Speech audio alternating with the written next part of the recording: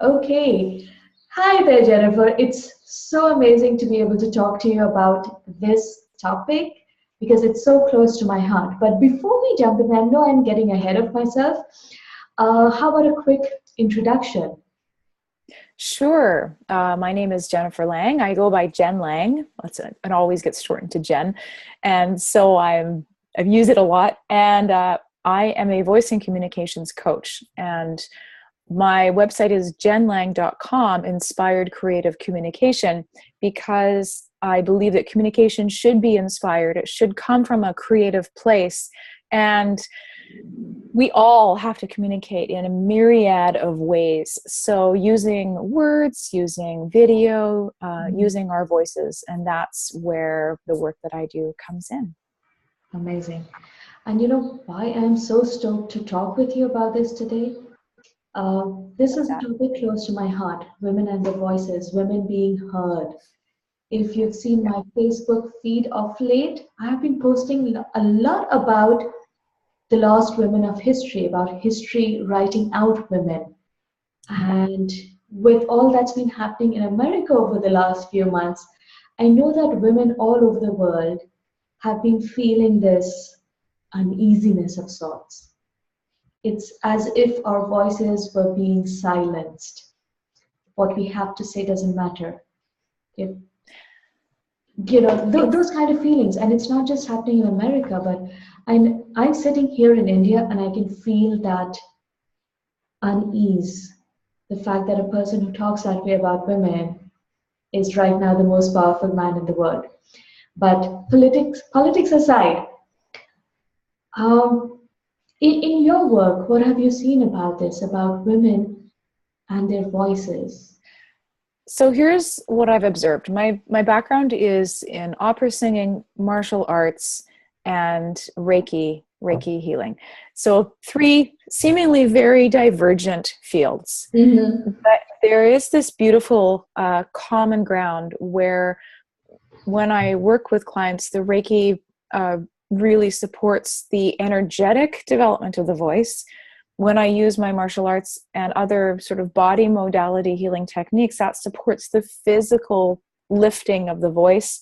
And then when I use my opera techniques and singing techniques, that is the actual physical bringing in the posture, the breath, the nuts and bolts of getting your voice out. Now, what I've observed with a lot of women, and everything from being at parties and having men talk over women's voices, and or trying to get a point across and men interrupting all the time, or the ever fun term mansplaining something. Oh, yes. That's Yeah, that happens. I see that quite frequently, and or I've experienced it, and it's comes from a couple of areas of not valuing the contribution and the intelligence that women bring to the table.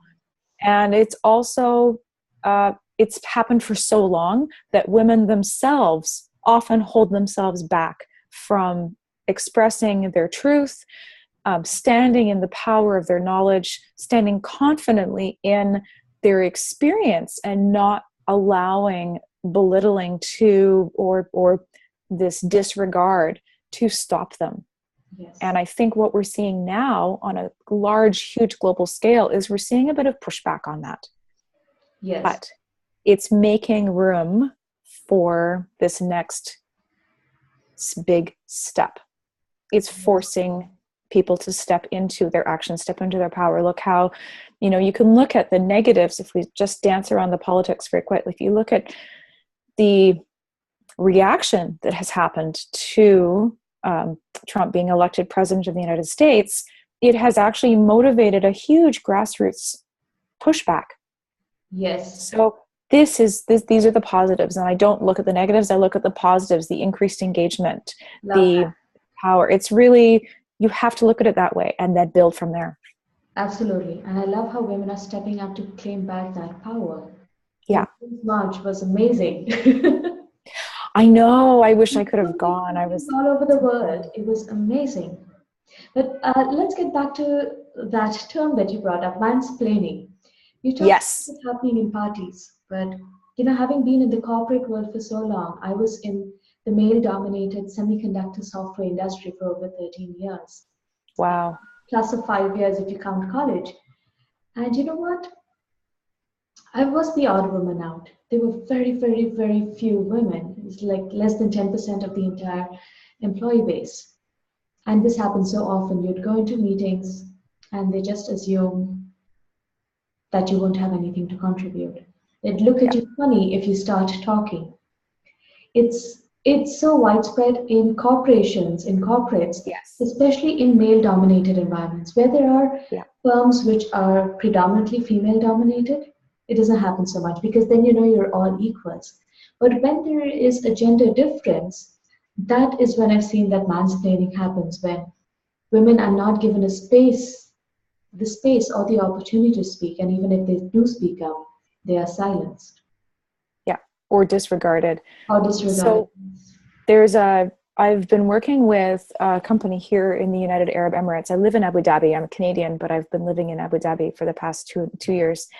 And I've been working with some people here, some women, a women's group in a large company, where the organization was and still is male dominated, and it's not specific to this region. This, I just want to say that very broadly. It's not specific to the UAE. This happens all over the world. A male dominated company, and basically, I've been working with these women to give them. To lift them up, because a lot of companies here right now are going through some contraction and reducing redundancies, and it's a very tense workplace. And so what I'm finding is a lot of the women are coming together, the women who work in these industries, and they are planning the solutions, and it's wonderful to see. And so I go in and I help them communicate those solutions, and I assist with giving them some ideas and ways that they can approach their conversations and lift each other up and not get caught into a backstabbing sort of quote unquote traditional corporate environment where it's just you step over others to get to the top. It's not the way successful companies work. You know what? I was just, we recorded a conversation with Kim Williams, and we briefly touched upon that, how the corporate environment is inherently very masculine, and it's about trampling over each other to get ahead. Whereas that's not how women work. Inherently, that's not how we are. We're supportive. We believe in community. We believe in taking everyone along. Those kind collaboration. Absolutely. Exactly. And that's what we're doing here, right? I know. It's so excited. I can't believe that when I reached out for this Empowered Conversation project, all of you just said yes. And, just 2 or 3 days has it been? It's like being a continuous party recording these conversations. And I can't believe it's just amazing energy. Yeah, it's like we've stepped into this. And this is what I'm talking about with this response to, we have to step up and we have to be public, and it is our responsibility. And women who traditionally sit in the back, in the back row, or who are sit and silent, we have relied too long on sort of the 2% of women who've stood up and made their voices known. But now we have a responsibility to stand up and stand together. Absolutely. And here's what I've realized, that we talked about parties, we talked about the workplace, but this silencing women is very, very pervasive even at home, on the home fronts, in different ways. I mean, on social occasions, with family, with friends, how many times do we tell little girls to just keep quiet? Don't speak up. You're not supposed to shout. You're not supposed to raise your voice. You're not supposed to voice your opinion. And growing up, that's what those girls imbibe, right? In college, it starts in high school or college, where the only thing... It starts in elementary school. Actually, yeah. The only thing girls are supposed to talk about are makeup and boys. And if you talk about anything remotely intelligent, you are ousted from the group. Yeah. And when you grow up with that kind of thing, you grow up seeing that kind of behavior, that anytime you talk about the things that should matter or things that are important to you, you are, ostracized. Yeah.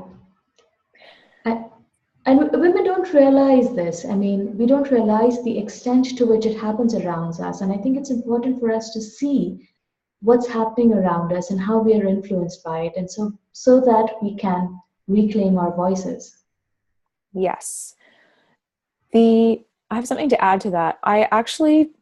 This may seem counterintuitive, but I actually believe that women need a segregated space that's a women-only space to, and this has actually come from my experience of living in the United Arab Emirates, because there are spaces, like there are salons, hair salons and nail salons that are for women only. And, oh yeah. And it's a really fascinating place, because me as a Western woman, I can go in and see it all, and I think it's wonderful. As much as I personally might think it's a bit frivolous to get your nails done twice a week or something like that, but I don't really care. And then men have their space. Now, it's not that we have to invade their space, but I think that men also need a space where they can be themselves, be men, mentor each other. And the other aspect or corner to this too is that I think that there needs to be a sort of coming of age ritual for both young men and young women, where they're mentored in a wonderful way. The Jewish religion has the bar mitzvah and bar mitzvat for their young men and young women. And I think that is a part of what's missing in this next step into growth from a young woman into full womanhood. And this has to do with, you can mentor young women that way by valuing their voices. Absolutely. And this can happen in the school. It's also important to have that collaborative space with both genders. So you have the separate space and you have the collaborative space where you learn to listen to one another and appreciate each other's gifts. It's interesting that you brought this up, because like you said, people often think it's counterintuitive.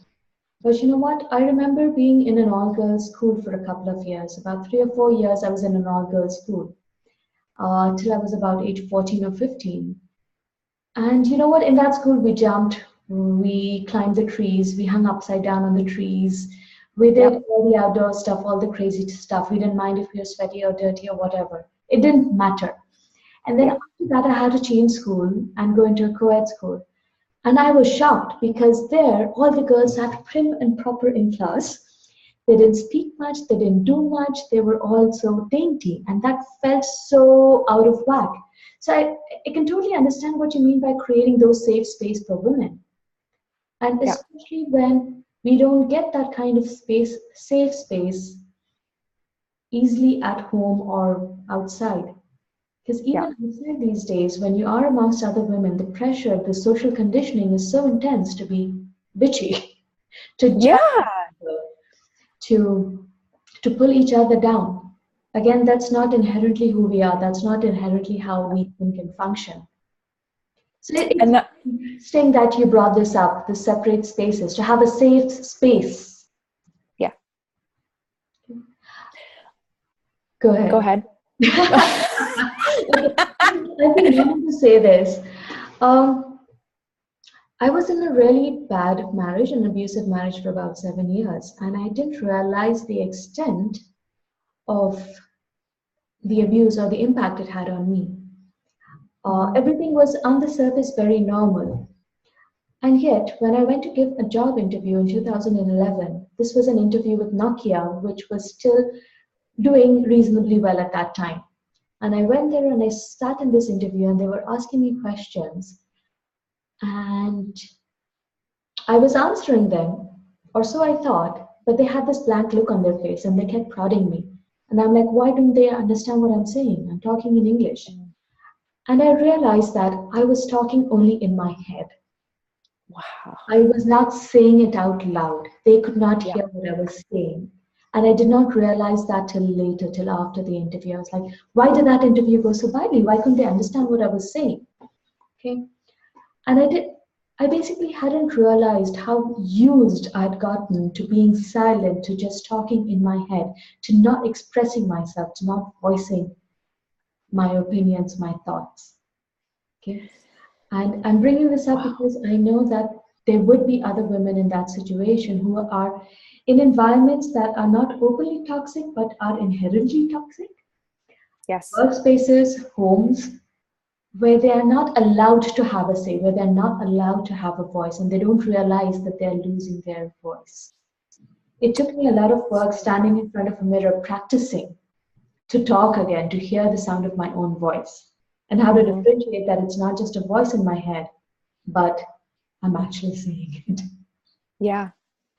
So, This is, go ahead if you're how still. do you have you had cases like that, and how what do you recommend? I wish I had known you then. I Yeah, I know. I wish I'd known you then too. but for women who are in that kind of situation, what would you recommend? I think for women in general, because we are used to speaking and communicating in a quote unquote conversational way, so a distance that is a conversational physical distance, Mhm. uh, getting used to hearing our voice farther away from us physically is a shift. And you have to energetically shift it here, but you also have to shift things physically in the rest of your body, where your voice and your message come motivated from your core. You can't see, but I'm near my belly button, Yes. and this is what I call your sort of core or your communication motivation. Um, in situations where women have been silenced, there's so much going on that they have silenced themselves in many cases, and they have taken on this role of contrition, of being subservient in many cases, but not in all. They may think that they're getting ahead, but they may not being heard. And so this is when people have lost, women have lost their voices, this is a physical manifestation of an emotional effect Absolutely. or Yeah. emotional cause. So there's a number of ways to approach it. I would work with Reiki healing right away, because that is so important for balancing the energy, and it would take probably a number of sessions to explore exactly where the blocks are. You never know.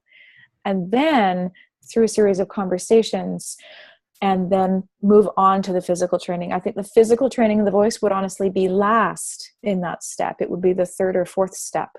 That is actually when I started my Reiki work. That is what Yeah. that did help me make it through that phase. Yes. Yeah.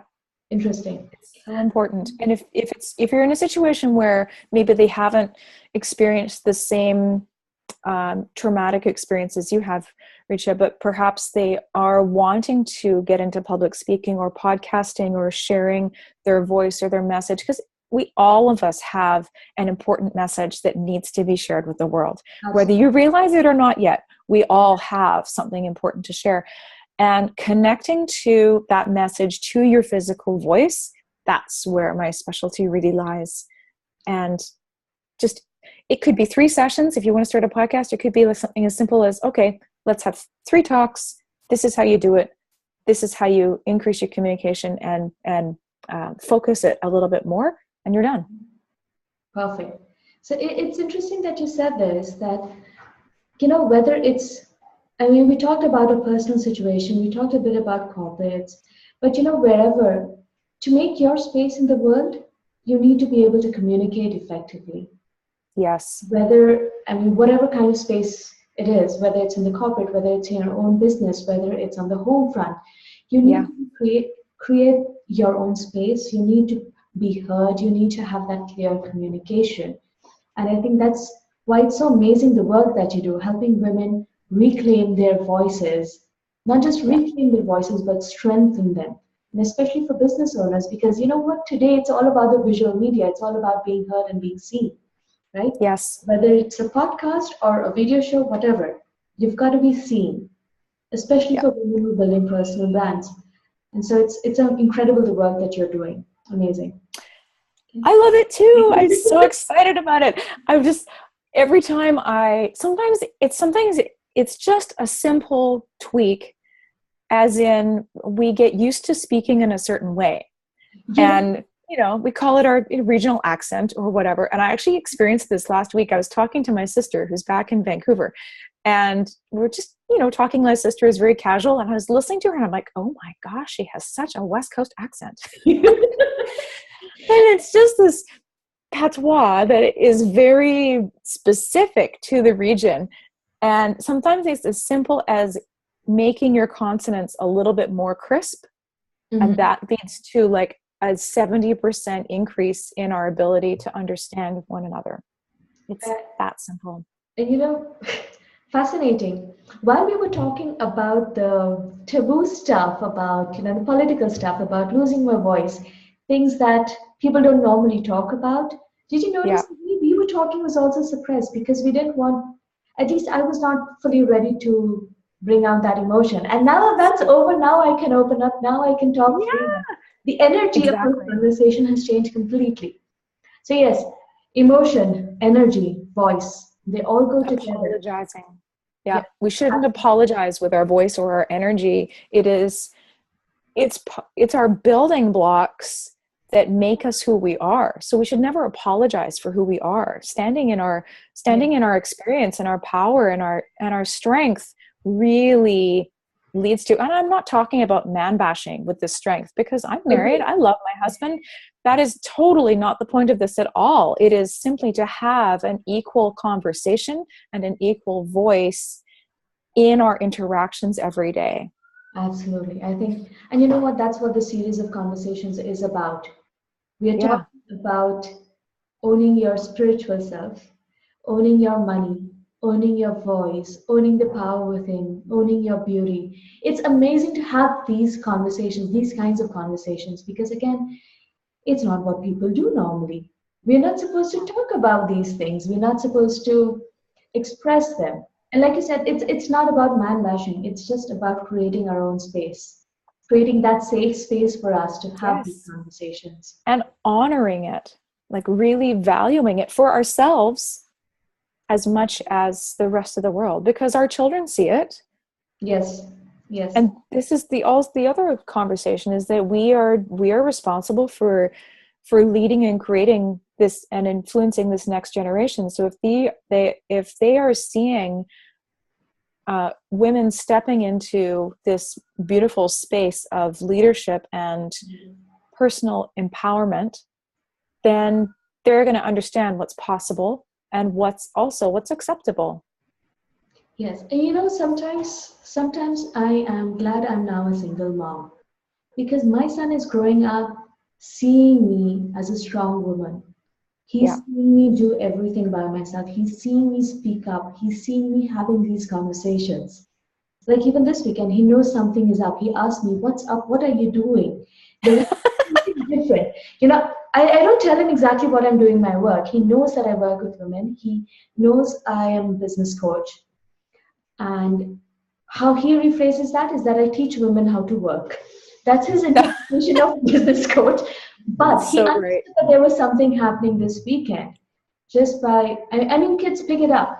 And Oh kids yeah. learn so much just by absorbing, by seeing the world around them. You don't have to tell them, you don't have to teach them.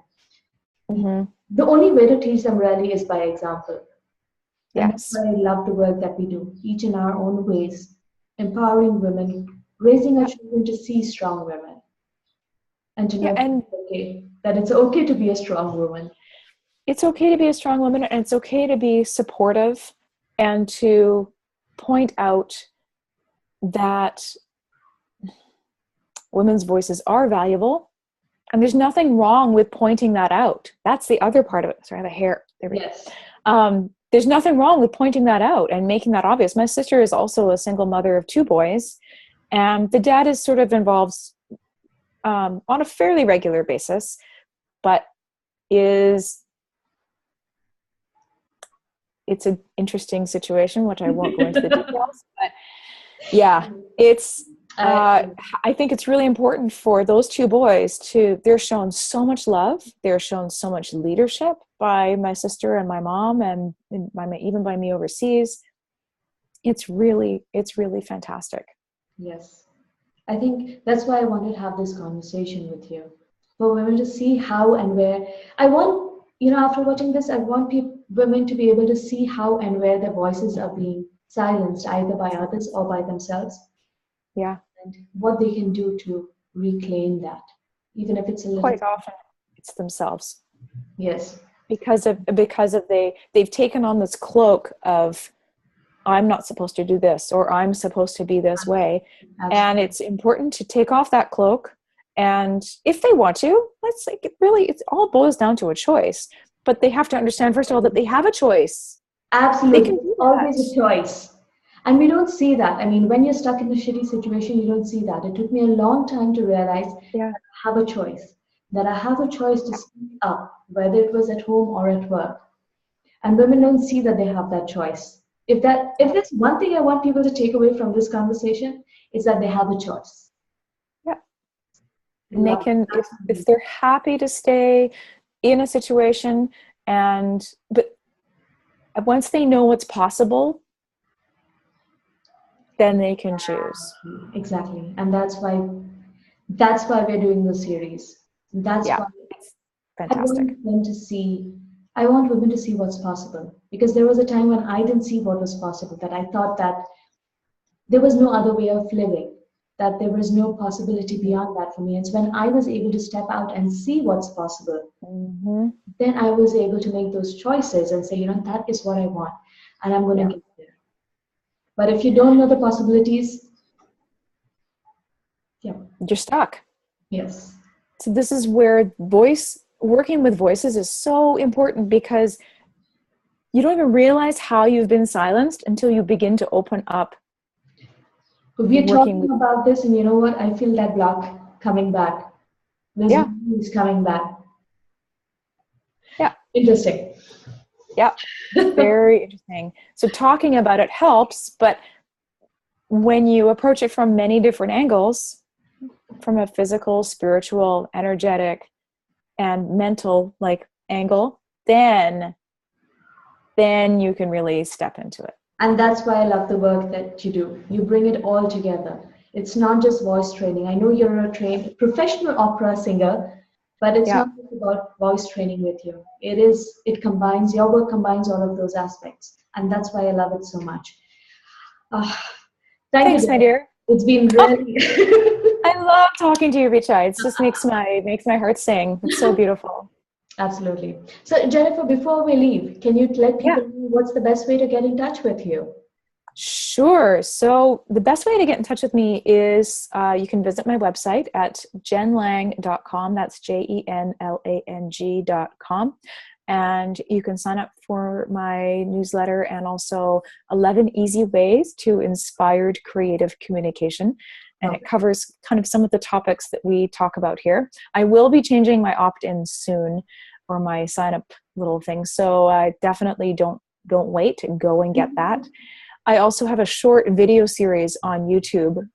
You can also access them from my website, but if you find my YouTube channel, and actually I'm just going to, I think we'll put it in the notes. The We'll links. put it, We'll add all of yeah, it so that it's super easy for yeah, people to get in touch it with. is. It's very easy to find me. And otherwise, you can just email me, hello@jenlang.com. Perfect. Perfect. Sounds good. Yeah, I'd love to hear from you. Thank you so much, Jen. This has been a really interesting conversation, and it's brought back some really old memories for me. Thank you so much. Thank you. Yeah, you're welcome. Take care. Bye-bye. Bye. Bye.